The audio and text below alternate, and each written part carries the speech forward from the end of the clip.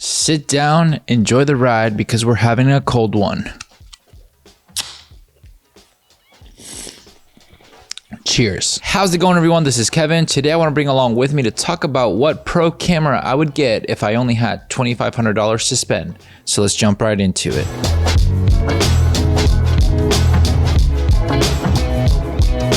Welcome to not a series because I'm just going to be doing this while having a nice little double IPA apparently from St. Arnold, and I thought it was a great time to have a discussion of what kind of camera I would get if I only had $2,500 to buy the body of a camera, maybe perhaps a combo, who knows. But we're gonna just kind of dive into it a little bit further and give you a little bit of my thought process. This video is not gonna be as, professional in the sense of orthodox, of the sense of structure. I might be having my phone out here because I am that professional so I can look up things. But I thought it was a good day just to look into what would be a great camera for $2,500 and under that you could get pro specs on it so that you can use it for amazing video and some photo if you really want to, maybe a good mix of both, maybe one more than the other. We're gonna find out together. So the first camera that I think you should get if you want a pro spec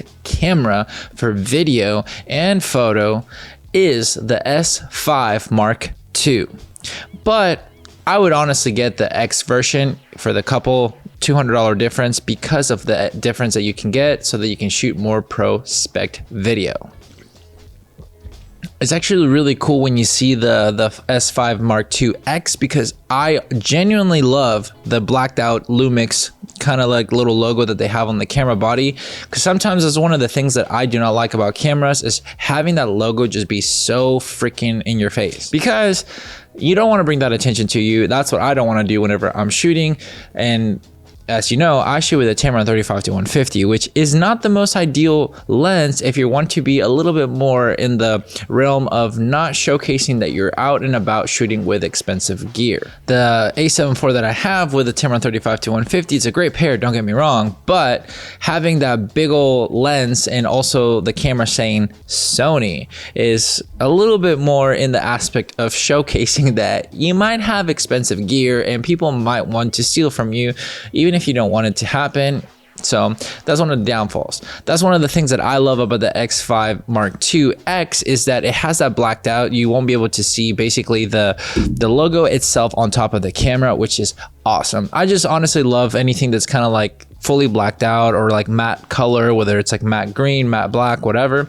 That kind of stuff is just really enticing to me to just really want to get because it looks cool. But for the price of $2,200, you can get this camera for literally a steal in my honest opinion with the specs that it comes with. You get 24 megapixels, which is great if you're shooting photo or video. It's that sweet spot where you don't get too much megapixels where it's going to be a little bit bad for low light capabilities, but also really great if you want to have that extra room for cropping whenever you need to. You get to shoot 6K up to 30 frames per second, but the only downfall I guess is that it's 420 10-bit video recording, which I mean, not everybody's going to be shooting that, but at least it's pretty cool to have. The only difference that I think is really great, it's a 422 10-bit unlimited recording camera all the way up to 4K 60, which is really great because they did some sort of new different thing so that they have no overheating. So for $2,200, that is a steal.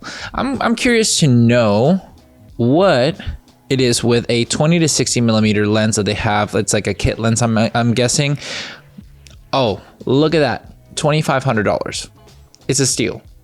And I know we're talking about $2,500 budget. Obviously there's taxes if you're buying it like that, but if you shop through B&H and you get their Paybu credit card, you save that tax. I made a video a long time ago about that, and honestly it's a phenomenal thing to have because for me, I usually buy through B&H and everything because it's like 2-day free shipping and I get to save the tax on most of my expensive things, which has been super helpful for myself and my business. Now if you don't want to buy the S5 2X, you can get just the S5 II because maybe you don't need that extra, features that it has. That's perfectly fine. You get most of the S5 2X anyway, just minor differences here and there. And you can get that for $2,300 when it comes out with the lens, and it'll be $2,000 when it comes out without it. So you're saving some money right there then, and you're getting a pro spec'd out camera that now has an updated autofocus, and it's something that would be very beneficial if, I don't know, you're shooting any kind of video, vlogging, or anything like that. Having that 20 to 60 millimeter lens is actually pretty good.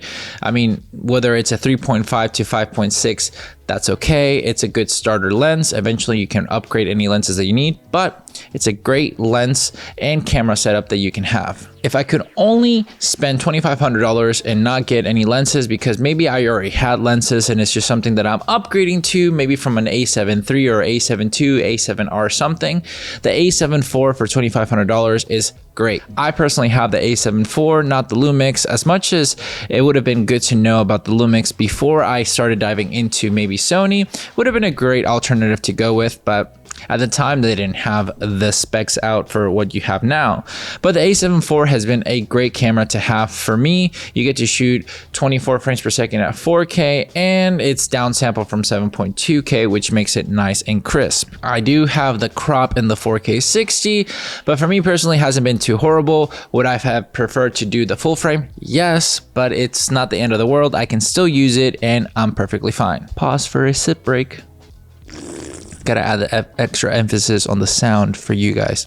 ASMR. But the Sony A7 IV, it's a great camera. It has great low light. It has great photo and video specs with 33 megapixels. You get everything that you want to in a camera, in all honesty, even if it's a little bit more expensive than the Lumix S5 Mark II or the 2X. But you get to do that third-party lenses that the Sony line has, and you can get the Tamron 35 to 150, the one that I've been really doing a lot of videos on because it's just a great lens that I have genuinely loved for so long, and I just obviously make videos about it because you guys tend to ask me a lot of questions about it, and it just makes life go round and round, and I appreciate anybody that asks questions, and I can make videos about it because it's fun to me. So thank you. Now we have another camera that's not full frame but APS-C mode, and it's chef's kiss for the most part with most generic things that it has, to be honest, minus the 8K part, because from what I've seen it's a little bit jello-y. But the Fuji X-H2 with the combo of a 16 to 80 millimeter lens kit, it's $2,500 in B&H. You get to have a 40 megapixel APS-C camera, which is pretty good. It has 7-stop body and stabilization, 8K 30 frames per second, 4K 60. That's pretty great, honestly. And Fuji, it's pretty great. The color science, and you get to do the film recipes, everything, just, you can't go wrong with that. And that's just me personally, because I do have some Fuji cameras that I use for film recipes when I don't want to bring a big setup like my Sony A7 IV with the 35 to 150. Eventually, maybe I'll get like a small pancake lens for it, but in all honesty, I don't see myself doing that because the Fuji that I have, the XS10, is so good for having those film recipes with a small lens, and it's so compact that I love just bringing it along with me. The craziest thing about this camera is that it does shoot ProRes RAW Blackmagic like through the HDMI, which is really great for most people that want to have higher resolution when it comes down to their video. So if you're wanting to have a good mix of video and photo with Fuji colors, well, there you go. That's a great setup to have. That's something that I think would be worth every single dollar. If you want to get a more, I guess, maybe video centered, like Fuji is the H2S from it instead of the H2, which you get 26 megapixels, but you get 4K 120, 6.2K 30 frames per second, FHD 240 at 10-bit video. You get to do internal ProRes 422 HQ and F-Log 2, 7-stop in-body stabilization, and all for the price of $2,500. Obviously, that's without a lens. If you only have $2,500 and you don't have lenses, well, maybe not for you, but I do think that this camera, if you're already in the lineup of Fuji, would be a great camera to have. Not something that if you're just gonna only be able to afford $2,500, probably not the best for you. Still a phenomenal camera nonetheless, and I think it'd be a great one to have if you have the budget for it. With $2,500 just for the body, pretty great. Eventually you can, save up to do something else with lenses, but that for the price point, pretty great. And lastly, we're gonna cover the Canon R6 Mark II. Now it comes in at $2,500, which is not a bad camera to invest in if you're already into the Canon line, but if you're just, diving into Canon, well, not a bad camera to go for. Eventually you can get more lenses for it, but the cool thing about it is 4K 60, you have 10-bit internal video, and you also can do external 6K ProRes RAW, and you have the dual memory card slot, so you get a lot of cool things, and it's 24 megapixels. So now you can do a little bit more photo and video with this camera setup. So I think it's a great setup to have if you're, wanting to get a little bit more of the pro line with a mirrorless camera and it's full frame. But in all honesty, you can't go wrong with any of these camera brands. They keep bringing out their A++ game, so it's something nice to see as a consumer, because if you're already invested into whether it's Lumix, Sony, Canon, maybe even Nikon, which I know I didn't touch into Nikon right now because I don't really have much expertise or friends that shoot Nikon. Well, the other ones is friends that have shot with these camera brands that make sense for me to promote to you guys in a sense, because it's something that I have seen firsthand or have seen really great videos from.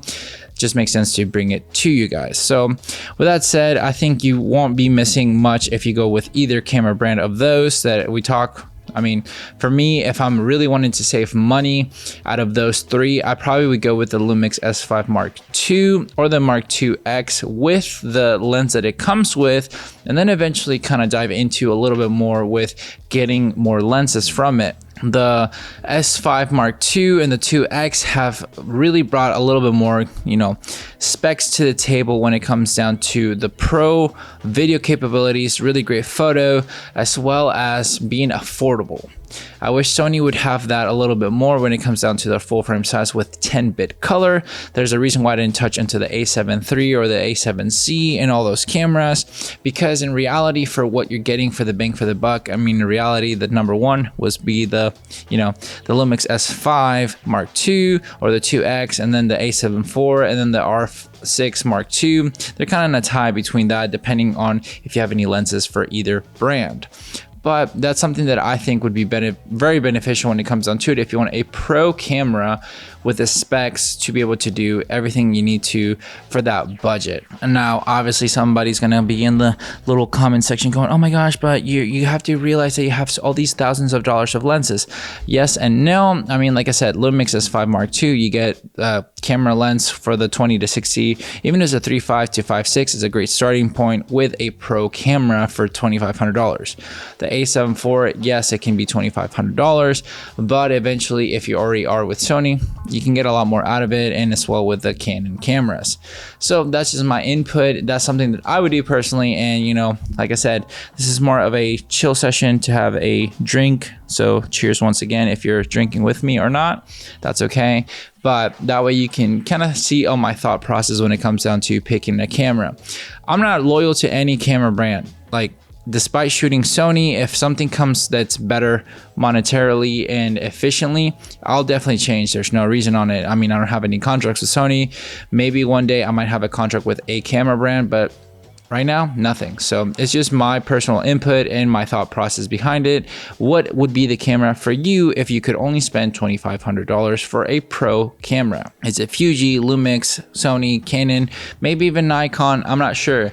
I would love to know your thought process on that aspect as well, because the whole point of this is to help other people find the camera that would make sense for their list of, whether it checks everything off their list or most of it, so that they can, get a camera that makes sense for them. But with all that said and done, guys, thank you so much for watching this video. Make sure to like and subscribe, share this video with a friend. I'll catch you guys in the next one. See ya.